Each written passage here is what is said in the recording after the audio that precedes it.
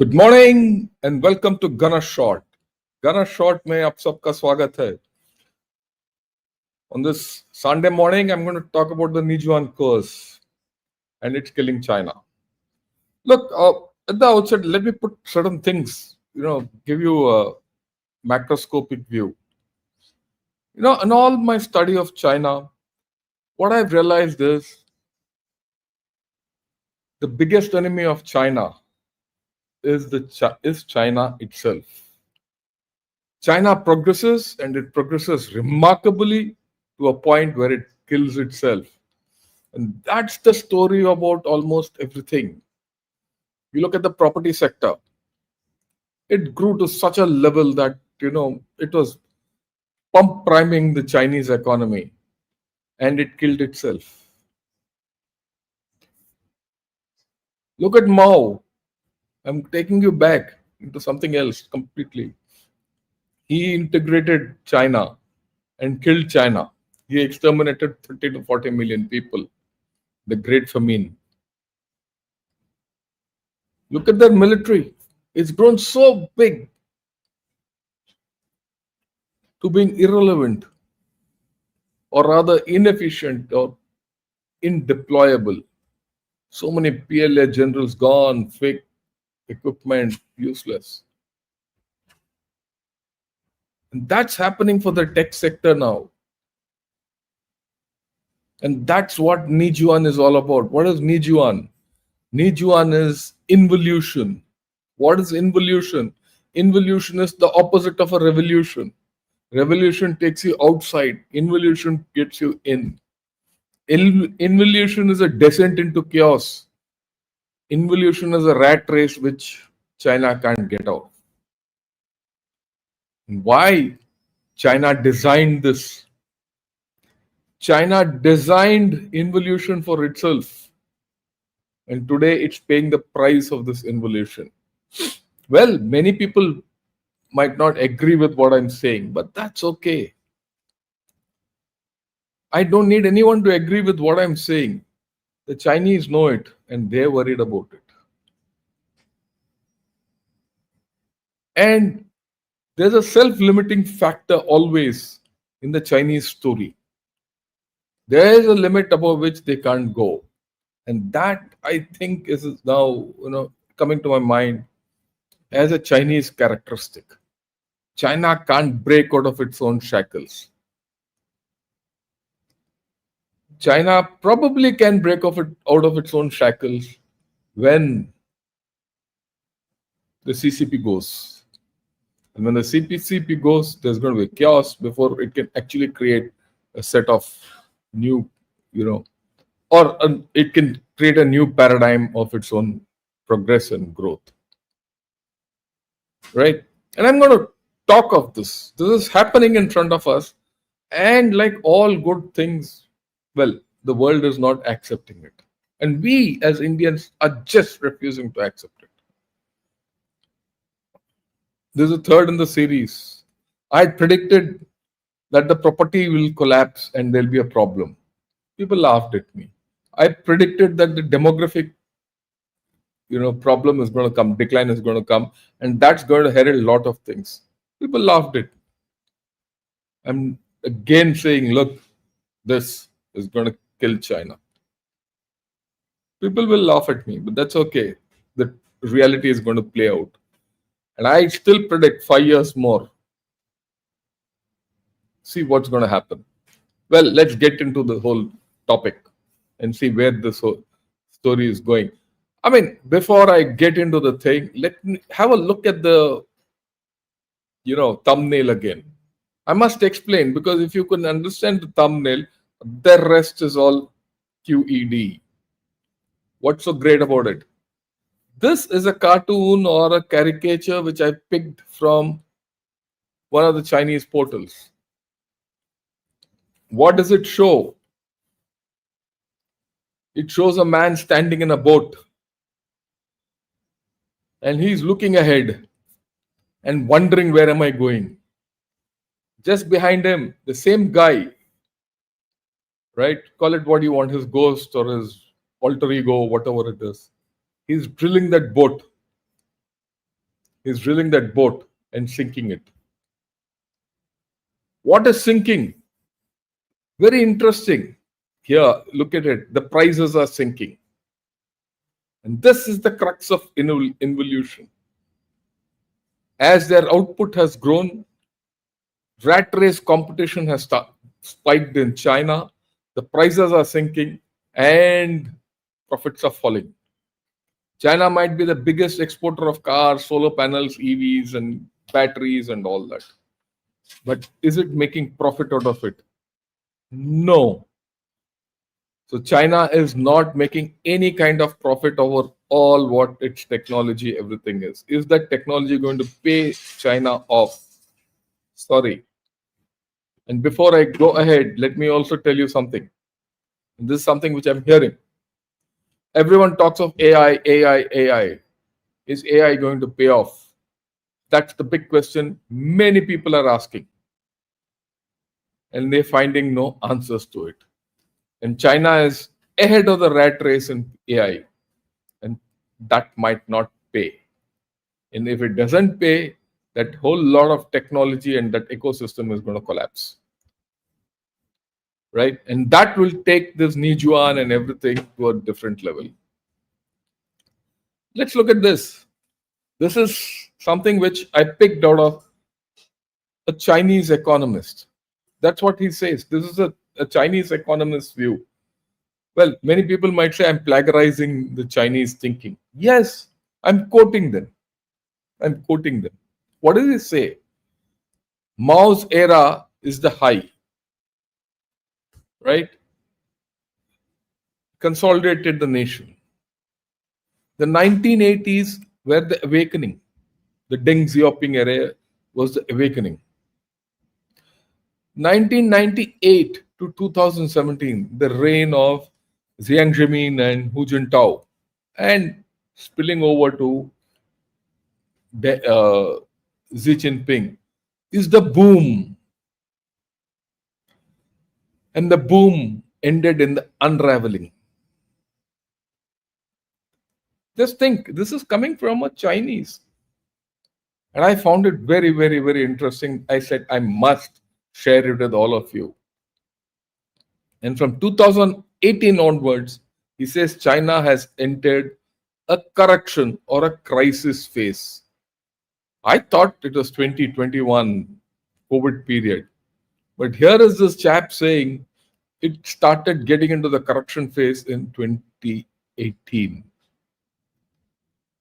In his telling, or the way he's narrated the whole thing, right, reform and opening ended exactly after 40 years. 40 years being 1978 onwards. Why is 1978? That was the time Mao and Nixon shook hands. 2018, the 40 years. I mean, you have to go back into history to understand these. And China is now in a 20-year correction cycle that will last till 2037. In their own admission, and this man is supposed to be a well-meaning and a well-respected economist in China, and he says this correction will last till 2037. And for those of you who understand what a correction is, it's a dip. It's there. It's happening. And it has just started. I found a very interesting website. It's called CLM. Right? It is called CLM, stands for Chinese Leadership Monitor. And I found this very interesting article there. Changing course in a storm. China's economy in the trade war. Well, there are a lot of theories, a lot of everything, and it has been done by a Belgian. And to that extent, well, I read it, interesting, but I will not quote that to you. But what I'll quote out of this are the figures, because his analysis is based on the Chinese figures. And he's put out some very interesting graphs in this, and which I thought I must share with all of you, because these are revealing. Now, this is immutable. You cannot argue against this. This is why, because it's coming out of Chinese growth rates, figures, and all that. What is interesting in this is this: China's economy is growing at less than half of its pre-COVID rate. Right? Look at this: 10, 12%. Now you look at this, and it's not going to grow ahead. And factor in real estate, infrastructure, all these don't contribute to growth. They might, right? They might contribute to GDP overall in some manner, but they don't contribute to growth. Right. The second thing he says is prices are falling and China is facing deflation. And these are all Chinese graphs, whether it is PPI or manufacturing goods or CPI, everything is going down. The third, household income and consumption growth have downshifted from their pre-COVID trends. If you look at this is very interesting, and this probably is the crux of the whole story, and which involution is taking place and why involution is going to kill China. The red line, it was growing at about 10%. It's now down to 5% and going even further down. Okay, that's household income and consumption growth. It's not going up. You look at the blue line, that's the consumption per expenditure per capita. That is what each Chinese spends. What each Chinese spends of his income has gone down. And if Chinese don't spend, they don't consume.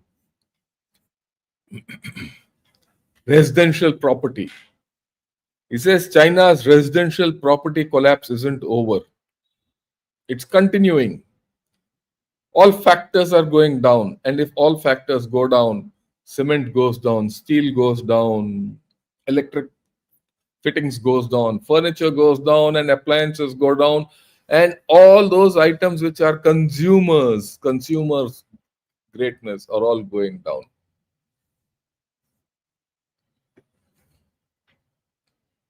And this is serious. And China has not found an alternative to its property. That's what comes out of this kind of analysis. And then he says there's something called slump in the consumer confidence. He says the slump in the consumer confidence started with the Shanghai lockdown. And after that, it has not grown. It's going down. Down. Okay. The green one is the important thing. The green line. See where the consumer confidence was and where it is today. It's at negative. The consumer confidence is negative. The existing home prices, average prices are negative. This is zero. These are all in negative territory. New home prices are also in negative territory. Right? Yeah, they're going up and down in that negative territory, but they're all going down. And this is over, you're talking from 2018, right? This is another interesting fact. It's a fact. This is not something which I've manufactured because this is from Chinese sources. The Chinese export prices are falling, except 3 items: non-ferrous metals, instruments, and other older transport equipment. The rest are all in negative territory. So the prices of exports are falling. That is why Chinese goods are cheaper. They might get market elsewhere, but they're not getting profit. And this is what this graph says. Manufacturing industry's profit margins have eroded since before the pandemic. It's only in a few places where there is increase in profit. Many cases, the profit is eroded. And it's very interesting to see all this, right? So the fact is that, look, they might be exporting hell of a lot, but the prices are falling and the profits are declining. And that's telling. That's telling. Okay. And the job trends are this. Look at the blue line, that's the urban jobs. And China is a very urbanized country. And see the trend line of 2017-19, where it should have gone if it was growing and where it is going at this point of time. Unemployment. And we'll talk of it a little later further. Okay. So, I mean, it's very interesting. Superpower, and if you look at it, everyone says second largest economy, this, that, all that. But see the trend lines over the past 10 years. Talking of 2018, 7 years, you can't buck those trend lines, especially when your demography is declining. People are going away. You'll come out with a lot of things. Oh, they've got more robots than the rest of the world put together. Great. Robots don't consume economy. They're not economy. They might replace a man in a lineup, but he's taking that job up, and the guy who isn't there on the machine line or wherever, he can't spend. So this is a problem. And then I found this very, very, very interesting article, very analytical article in New York Times. Normally, New York Times you see, and when you see articles about China and New York Times or Washington Post or Guardian or any Western thing, there's a lot of propaganda. In this, I didn't find propaganda, I found sense. And that is why I'm presenting it to you, because normally I don't talk of these analysis. I found this analysis fascinating. And that's why I'm presenting it to you. One of the things this author writes is, USA has got very few car makers. China has more than 100 EV makers.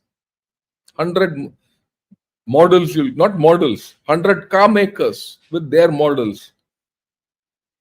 And they're all struggling for the market share. Huge competition. China has so many solar panel makers that they produce 50% more than the global demand. So where will they sell? If the demand is not there and you're producing, you're the biggest producing nation in the world. But where do you sell it? China has 100 lithium battery producers. They produce 25% more batteries than anyone wants to buy.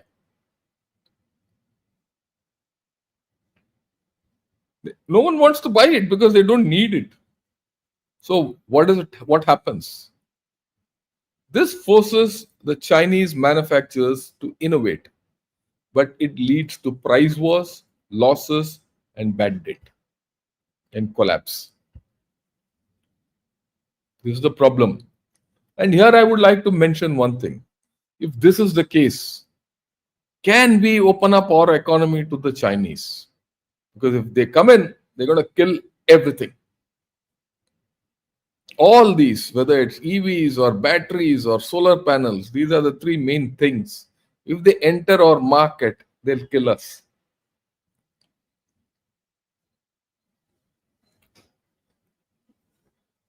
So, there's something which we have to understand. And most of it is something we don't need. Now, this is the crux of the whole story in China. And I found this, that's why I put this statement out. And this is a macro statement. A larger share of China's manufactured good depend on external markets. When China's economy has become too big to rely on exports for a large share of its growth. This is the crux of the Chinese dilemma. No country can depend only on exports for growth. A country has to depend on itself. Here is a country which is completely dependent on others for growth. If China has to grow, China has to export. If China has to export, it has to export into other countries and wreck their economies, which people are not prepared to do. And if China cannot export, it will not grow. China is no more a self-sufficient economy. This is something which many of us don't understand. It is a world-dependent economy. If the world erects a few barriers, the Chinese economy will collapse. That's the problem with them. We don't understand it, we don't pay heed to it, we think it's a small thing, but that's the problem. China is heading to deflation, and the Chinese know it.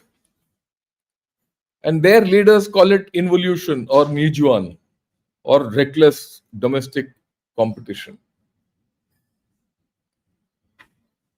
And what are they doing?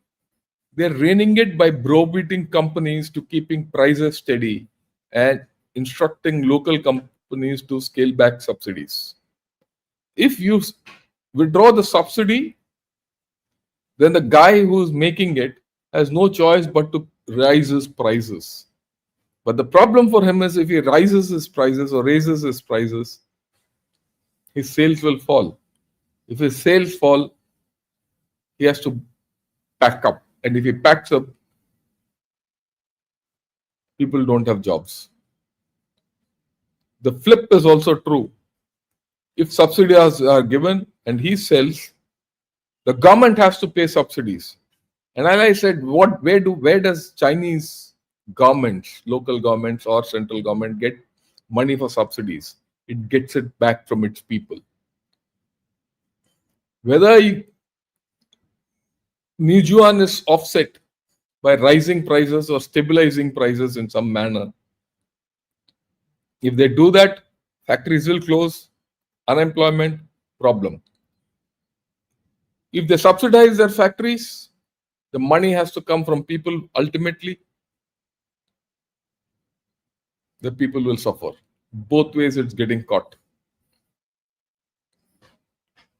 Why?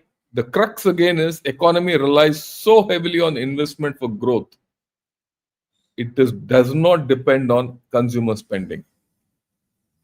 That's where you have to understand the strength of the Indian economy. That is why people are making a beeline to India. And that is why I'm not worried if the strategic partnership with USA and China go for a toss.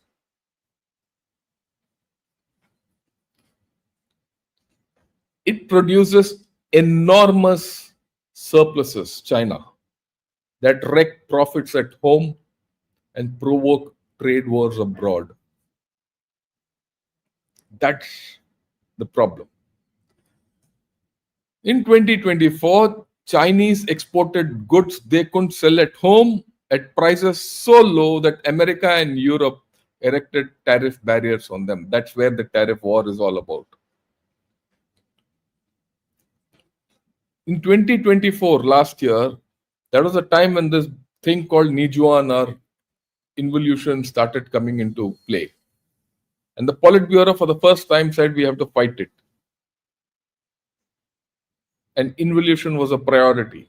Where are we now? We are finishing off September 2025. 1.5 years down the line, involution is becoming worse. And of course, the CPC or the CCP, whatever you call it, in all its economic conferences and all that, and the third plenum is going to be held in October. They want to comprehensively address involution. They say so, but they're not able to do it. And I'll tell you why a little later. You see, when you're in a free market situation, what happens? If there's oversupply, prices fall, and factories close, and end of story, there is cutbacks, withdrawal of debt, and bankruptcies, and people, there's a haircut, and it goes off, and something new comes up. And this is a cycle. It happens regularly at intervals. So, and through this, the free market economy keeps growing. But unfortunately, in a what shall I say, in a command economy, this doesn't happen. This correction doesn't take place. The problem keeps festering, right? Because China relies on government and party control. Now they started calling car makers, bankers, producers, e-commerce platforms, and they're saying, don't get into this, don't get into this, don't get. But then the same guys are telling the local governments, right? Don't throw lifelines, don't give subsidies to losing firms. They're catching them both ways. Yet, the local governments have to show growth, otherwise they're useless. The local governments have to give subsidies to show growth.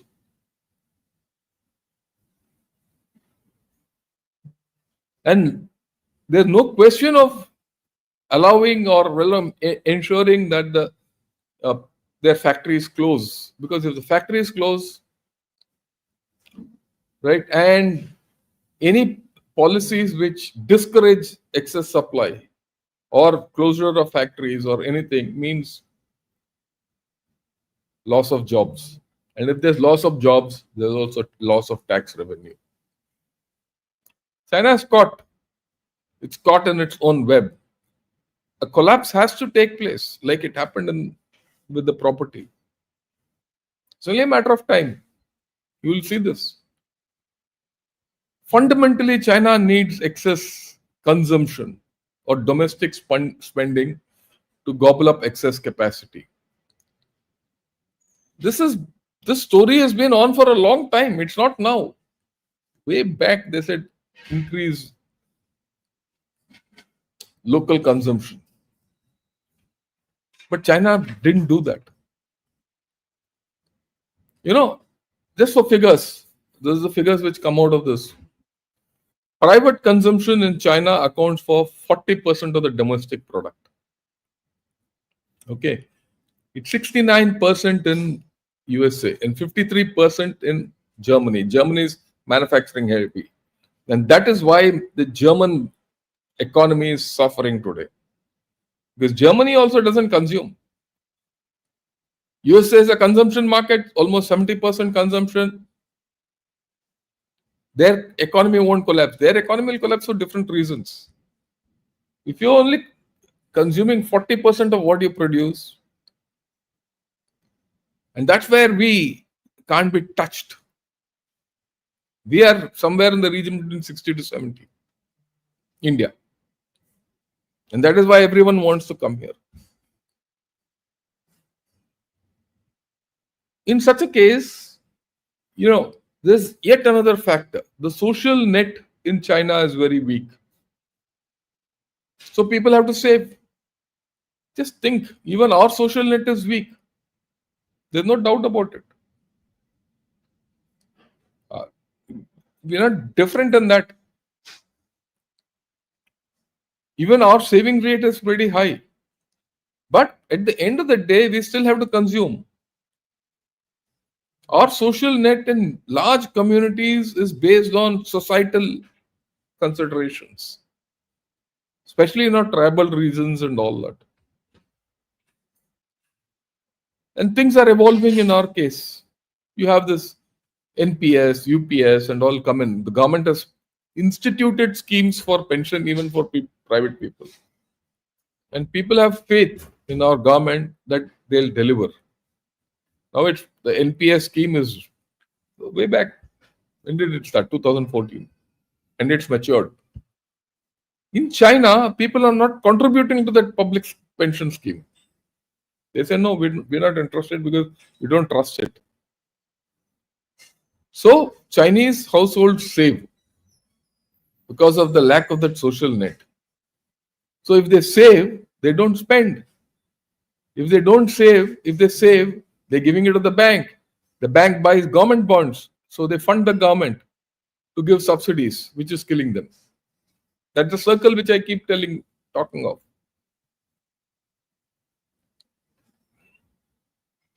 China hopes that, other markets will eat up their goods. At some point of time, they'll relent, like USA, India. These are the two big consumers. Or for that matter, Europe. No, that's not happening. That's not happening. Right? And the risk, as everyone says, is that China is going to go through stagnation like Japan did. Japanification. Maybe next week I'll talk of Japanification because it's important to understand what Japanification is all about, and that's how you understand what's coming ahead for China. It's not in a good state. There is no easy exit for all this. Period. Now let's look at some articles which have come out to support this thesis. See, I've given a Western thesis, or rather, thought process. Well, people will say, look, all this is balderash, kahani hai. This is all narrative, Western narrative. But is it corroborated by Chinese media or reports coming out of the Chinese media? We need to see that. That's when you'll believe what's come out earlier. No, the first part I showed, that's all Chinese data. The second is a Western analysis. And here, that analysis is being corroborated by reports which are coming in Chinese media. Again, for sake of logic, simpler logic, I've taken South China Morning Post. And I'll show you this. It says China will be exporting 10 million cars per year by 2030. That's what they think with the current capacities. But who will buy them? That's a $1 million question. Look at this. You have to understand this problem in a different perspective. The other guy has to have money to buy these 10 million cars per year or whatever. Why? Why is the problem? Low income Americans slash spending, a worrying sign for the economy. So that economy in America, which is the big economy, and Europe and all these, their economies are going down. Their capability to spend is going down. If their capability to spend is going down, then who will buy the Chinese cars? Or for that matter, any part of the produce. I've just taken cars as a thing. You just correlate what's happening across. And why we get the leverage. Today when people say, oh, we are alone, we have a problem with USA, we are having a problem with China, and we are stuck in Saudi and Pakistan are having muchi. Or bhai, they will come here. This our strength is our people. When people think I'm a nationalist, I'm not talking of nationalism here. I'm talking of fundamentals. This is not a narrative. This is a fact. It will play out. And now people have started mapping out which are the regions which have been hit by these tariffs. And China says, we're not bothered about exports to America. Then why are they coming out of this nonsense? Where they're getting hit? Which are the still surplus exporters to USA? These are the dark blue ones here, not this.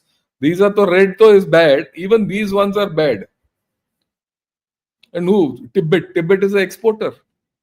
or Xinjiang or Mongolia, where there's hardly any production. The coastal regions, everything is on negative territory. If they can't export to the biggest market, they have no alternate, and the alternate markets are not giving you profit. Where the hell are you going?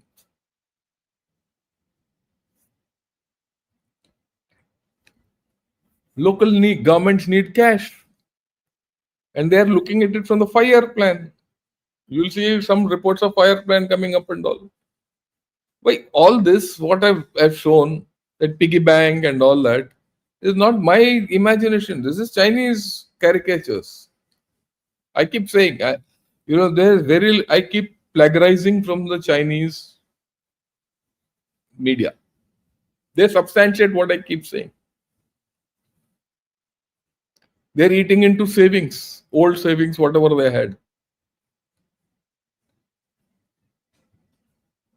Youth unemployment, it's growing. And it's growing alarmingly. Look at this. This is what they came out with. Again, I keep, at the cost of repetition, I'll repeat. This graph is very interesting. Till here, the youth unemployment was at 20 to 23%. This was in 2023 mid. When they suddenly withdrew giving public figures, they did correction and they threw it open to the public. And this is it. Now, if you just juxtapose and overlay this part onto this is how it looks. The youth unemployment is continually going up. We know how they lie. So this is the truth.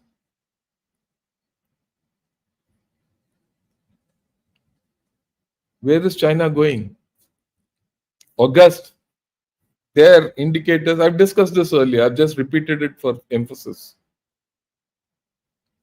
All their, whether it's retail sales or industrial output, everything, August, it's a dip. And now here on with the figures just of August, if you extrapolate, China should be going in the negative territory in terms of GDP growth. But they will achieve 5%. And they'll ensure that their economy, now they'll say is 25 trillion or whatever.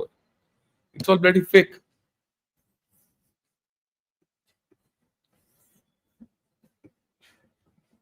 Okay. They double down on consumer subsidies. So the moment, and they're continuing. I mean, they're in a trap. They don't know what to do. That's why I said Neijuan is a curse. They don't know what to do. They can't get out of it. They have to give subsidies. Otherwise, no one is buying. There are no jobs. Incomes are going down. They are overproducing. Neijuan ho raha hai. Household spending is not happening. Household is not happening on 1-2 counts. There are no children. But only if you have a child, you'll buy a milk bottle. You don't have a child, you don't have kindergartens. Why you'll go send that kid to school? You will not have a child because you don't have money. This is a trap which people don't understand. And there's another macro issue.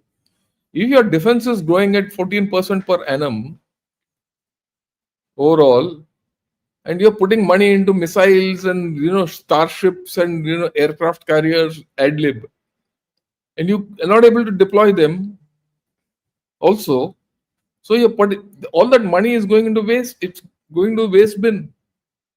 You're not going to fight with it. If you're not fighting with it, all those things anyway will deteriorate after 20 years. It'll be junk. All your guns and all those will have cobwebs and they'll retire.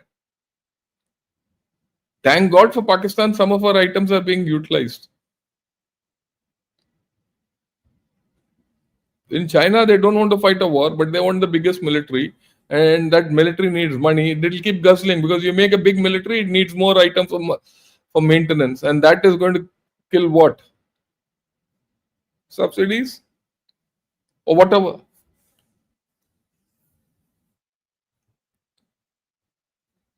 Now, this is the latest. They pull out all stops to ensure that people spend. Wait, go kharch karo. Go and spend, yeah. And they come out with a 19-point plan. So if you are a citizen in China, you have to pick which point you're spending through. They're desperate. And Neijuan is killing them.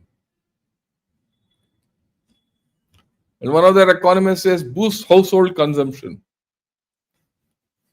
And in the next 5 years, if they don't boost household consumption, they are done.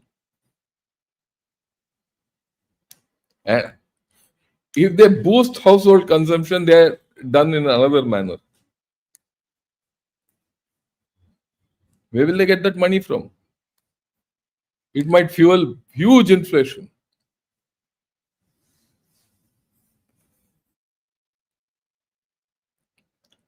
And Xi Jinping ji, he wants a unified market. He's talking for unified. What is this unified market all about?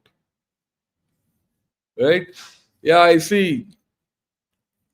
There's a guy called Silver Flash who's, he's come from PRC. You can make out. But that's okay. Let him be there because he's giving me good advertisement. Yeah. So here, this guy. Yeah, this guy. So he's giving me good advertisement. Okay. Now, what is this story? You have to understand this story. Unified market. It is not as if China has had this overproduction probable problem earlier. They had it in 2014-15. At that time, they were overproducing steel and things like that. Okay. Now, what did China do?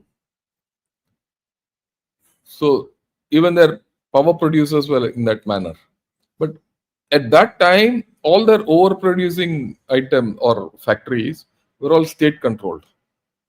So, the state closed down some of the factories and brought the capacity down and opened up new ones. That was then.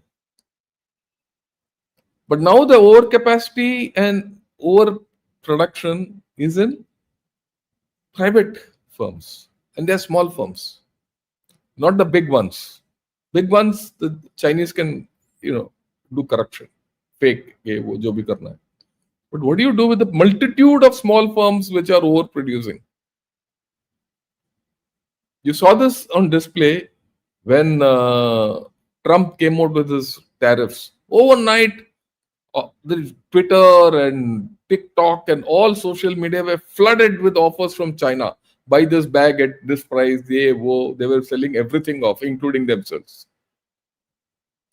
They're all small factories trying to survive. Okay. They were all small factories trying to survive. If they go through this story of unified market with Xi Jinping and this economics talk of, China will collapse. There is no solution which the Chinese have got for themselves. And this is the problem every time they've gotten. That's why I said the Chinese make problems for themselves which they can't solve. And then nature takes over. Well, what is the outside manufacturing?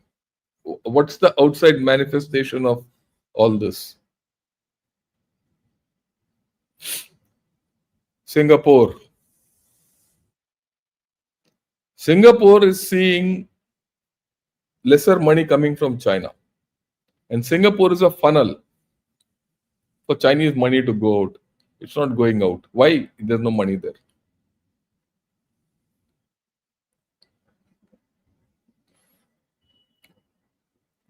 Bond market rout. There's a bond market rout happening today in China. Again, I have not reported it. There's a report of South China Morning Post. Remember when the bond market shook in USA? Overnight, Trump did the taco. The taco word came from when the bond market shook and Trump did ulta. Something like this happening. What are people doing? Because in bonds, you don't get returns. So people are getting out of the bonds, government bonds, which they bought, and they're putting it in shares where they'll not get any money. So actually, what's happening in China at the household level is the crux. The people power in the People's Republic of China is going to kill China. And last, before you think through their military they're going to conquer the world and all, what will they do by conquering the world? Can they conquer the world when the generals themselves are missing in a parade? China has a history of its generals leading the parade. Here was a parade in which the generals were missing.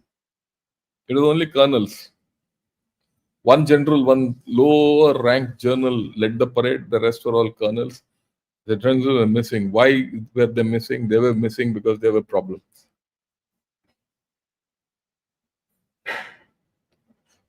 Okay. So, overall, if you see, Neijuan is going to kill China. China has a self-limiting way of doing things. The heyday of great expansion is dead and gone. Okay, they're gone. And I see some questions which I will handle and take and explain. That is why I have confidence in my own country. Our time has come. We can't be stopped. People might not agree with it, but that's how it is.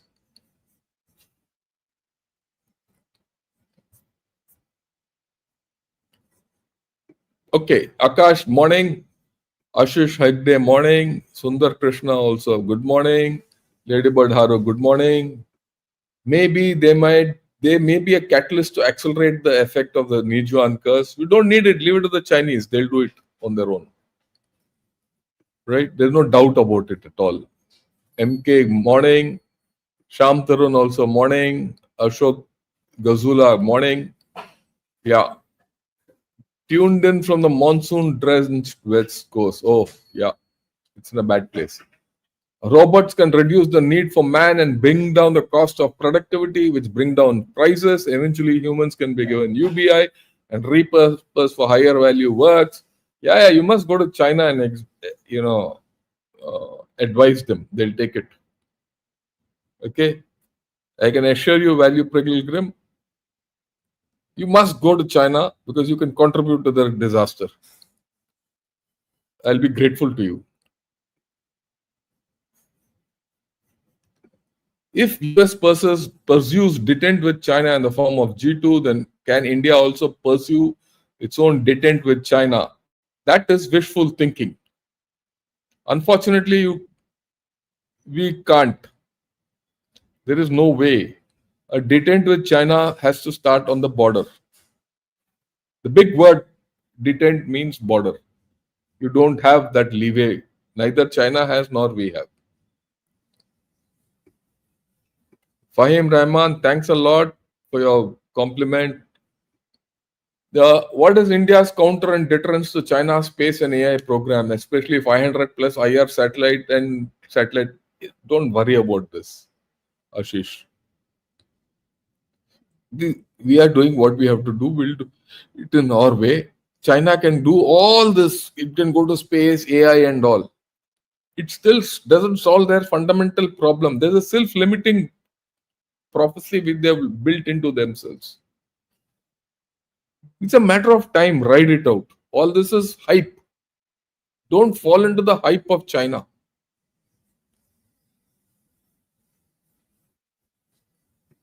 Yeah, Kiran, morning. Thanks a lot. US is facing same issues today. They overproduce through agro, through GMs, no takers. Soybean is glut and no takers. Farmers up in arms. Yeah, they have a look. US problem is completely different. वो तो Trump है. If there was no Trump, they probably they would have got their solutions. Unfortunately, Trump has closed all doors, and he's closing doors faster than you can imagine. Okay. Trump wants to construct a great firewall like China has done. He does that, America is cooked.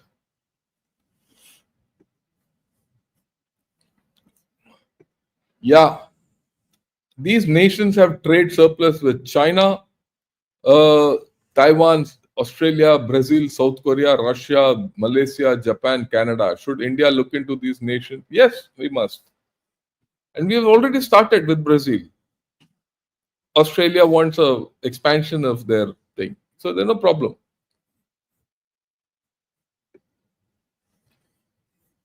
If India keeps growing at 7%, everyone will line up to enter the interim market. There's no doubt at all. Yeah. What is the current status of Bangladesh? Is Yunus tanking it and it taking it downhill rapidly? It is going farther you can imagine, faster than you can imagine.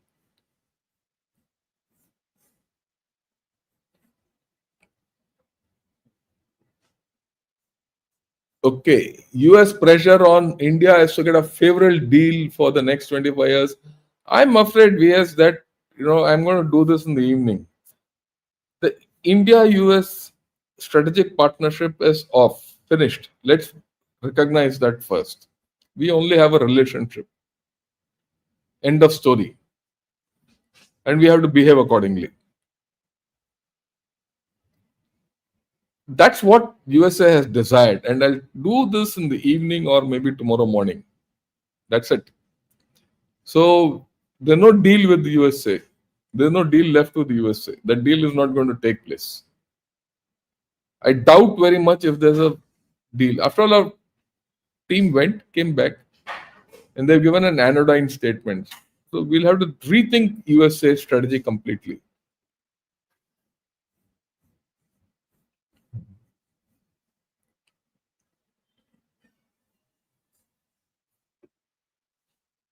If China is dipping till 2037, then post 2037, there's a resurgence predicted by that author. No, it is unknown.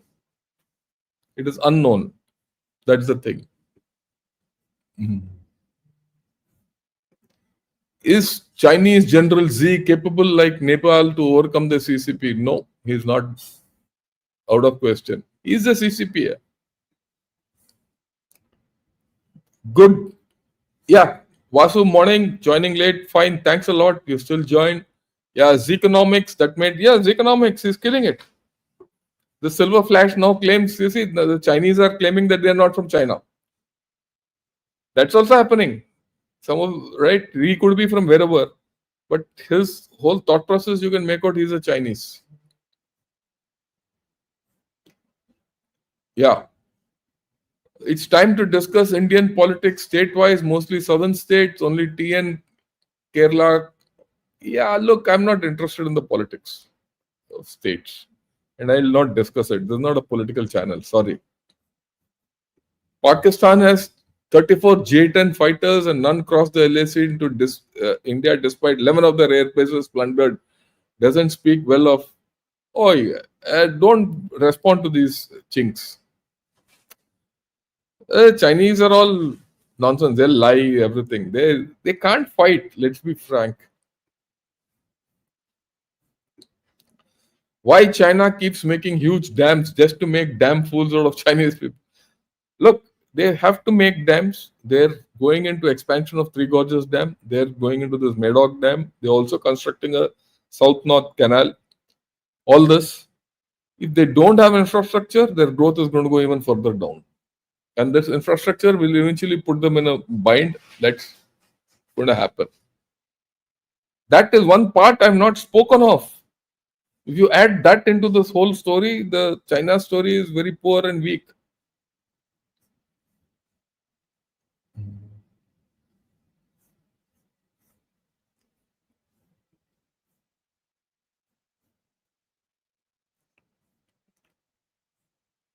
Yesterday, Shukla sir said Chinese Navy will be in IOR before 2030. What is your take?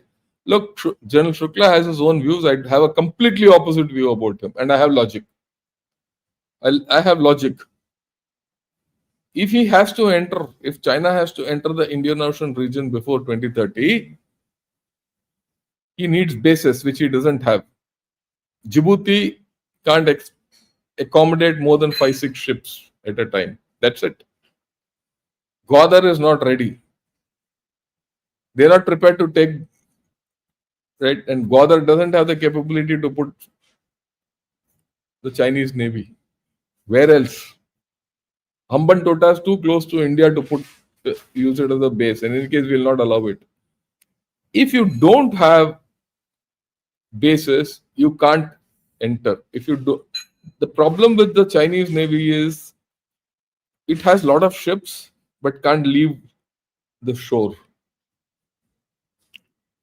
It has 3 aircraft carriers, out of which 2 are useless. One has got problems. It doesn't have reach. So I don't agree with what Raj Shukla says. Okay. I have told him this on his face and I tell it publicly. You analyze regress from the numbers. You regress from the numbers one by one. The numbers are daunting. But if you analyze the regress and take the numbers apart, you will find that the capacity to convert these numbers into capacity or credibility is zero.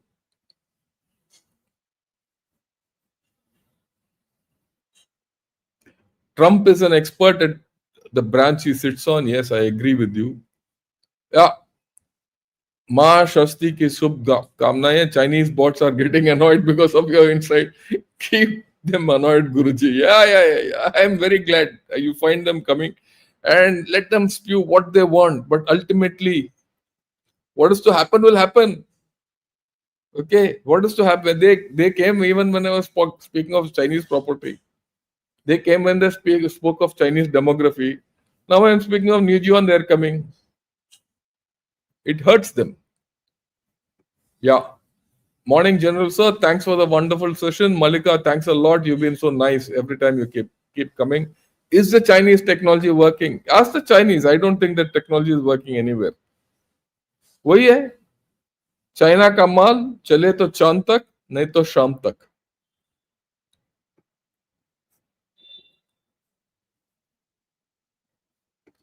Oversupply and shortages are due to centralized decision making. Communists managing business is the problem in China. I agree with you, Bhaskar. I'm thankful that you come and clarified it.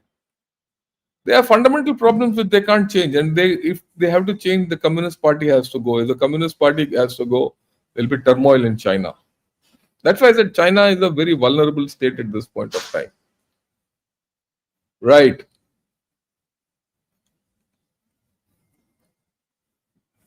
General Shukla typically tends to have not so positive view of our capabilities and progress. I'll not put it this way. He is making that point to ensure that people spur themselves into activity. I understand General Raj Shukla well. I've known him from a long time. He's a gunner. And we're going to come. I mean, he's a terrific guy. He's all brains. But, I support him in all his thinking. Why he's doing, I know. Okay. But as far as his assessment of China is concerned, I don't agree with it. That's it. The rest I agree with whatever he says. Okay. And thanks a lot, Akash. And of course, Pradhan. Thanks a lot for your this thing.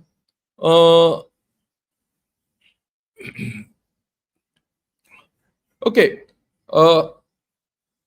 At this point of time, I think we've covered a large swathe. With this, thanks a lot. Evening, let me see what I can cover. Maybe India-US relationship. We'll do it at about 7 o'clock in the evening. Till then, have a great time. And I'm thankful all of you come. If you like this, press the like button. And of course, if you do subscribe to Gunner Shot and join me in as members. With this, thank you. Have a great day and Jai Hind to all of you.